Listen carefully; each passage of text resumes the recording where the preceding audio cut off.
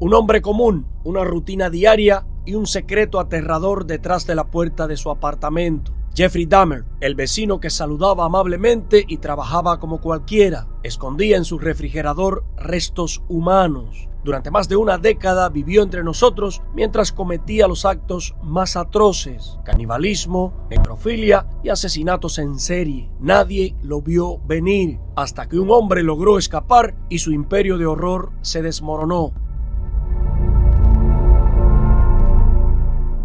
Jeffrey Dahmer no nació monstruo, pero su historia nos lleva a preguntarnos en qué momento se torció el camino. Milwaukee, años 80. Un joven tímido, de apariencia común, atravesaba los días con una rutina silenciosa. Al principio, nadie hubiera sospechado nada extraño. Era alguien más en la multitud, trabajando, bebiendo, volviendo a casa, pero detrás de las paredes de su apartamento, la calma era solo una máscara. Algo oscuro estaba creciendo. Desde pequeño, Dahmer no encajaba. Su infancia estuvo marcada por el conflicto familiar, una madre dependiente de medicamentos y un padre ausente, perdido en sus investigaciones químicas. Jeffrey se quedaba solo, refugiándose en un mundo privado. Mientras otros niños jugaban en el parque, él experimentaba con insectos y pequeños animales muertos. Su curiosidad se convirtió en una obsesión, disecando ardillas y perros como si estuviera buscando algo en su interior. No era un juego inocente, era una señal. Milwaukee no lo notó. Era un lugar más donde la gente hacía lo necesario para sobrevivir.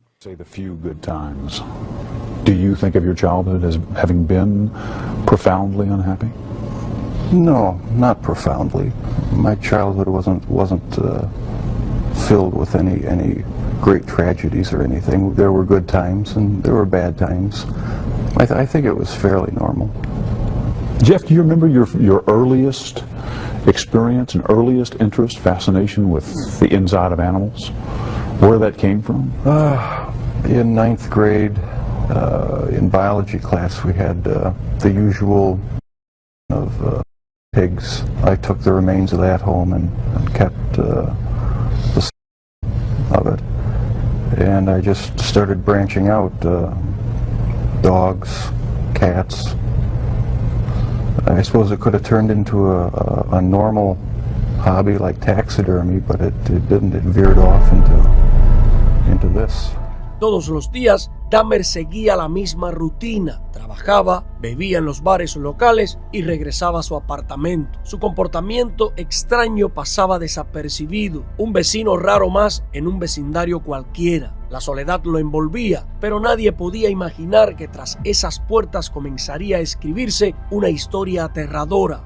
En 1978, la historia cambió. Todo empezó con un impulso que ni siquiera él había planeado. Mientras conducía, vio a un joven haciendo autostop y lo invitó a subir al coche. No había un plan de asesinato en su mente, o al menos eso es lo que él mismo diría después. Pero algo se rompió esa noche. Lo que comenzó como un encuentro casual terminó con su primera víctima muerta en sus manos. No había marcha atrás. Por eso, Dahmer continuó. After the first killing was not planned. I was coming back from the shopping mall back in '78. I had fantasies about picking up a hitchhiker and taking him back to the house and having complete control and dominance over him. No one had a clue as to what was happening.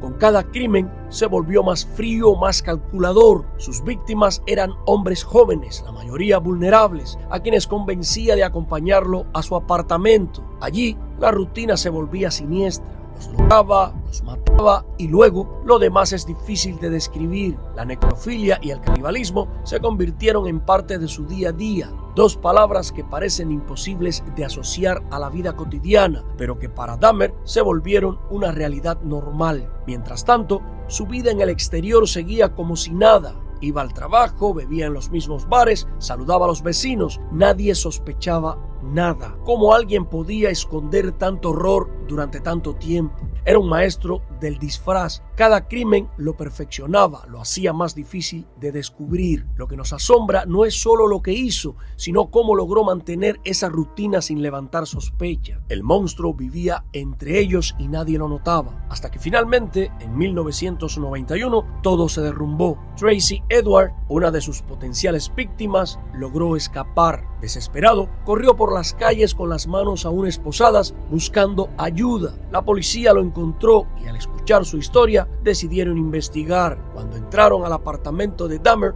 encontraron una escena sacada de la peor pesadilla: cuerpos desmembrados, fotografías macabras y restos humanos almacenados en el refrigerador. El hombre que durante años había pasado desapercibido ahora era el centro de atención. Desde ese día el nombre de Jeffrey Dahmer dejó de ser el de un desconocido, se convirtió en noticia. Sus crímenes salieron a la luz y su rostro se imprimió en cada titular, en cada noticiero. La gente no podía entender cómo alguien con una vida tan aparentemente normal era capaz de hacer algo tan atroz. Fue arrestado, juzgado y condenado a cadena perpetua. Pero la historia no termina allí. En 1994, Dahmer encontró su fin dentro de la prisión. Su actitud seguía siendo provocadora. Se burlaba de otros presos, utilizando la comida para imitar las atrocidades que había cometido. Eso fue demasiado para Christopher Scarver, uno de los reclusos. Un día lo golpeó hasta matarlo. El hombre que había sembrado terror durante años terminó siendo víctima de la violencia que él mismo había desatado. La historia de Dahmer sigue dejando preguntas abiertas. ¿Fue su infancia el detonante? ¿Sufría de algún trastorno mental no tratado? ¿O simplemente fueron decisiones terribles las que lo llevaron por ese camino oscuro?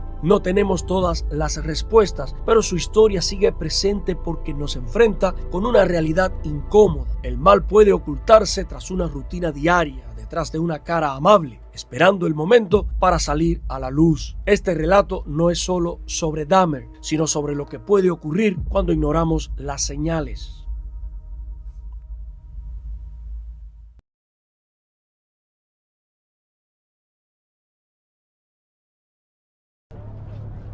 My wife and I, we were asleep, and the police knocked on our door.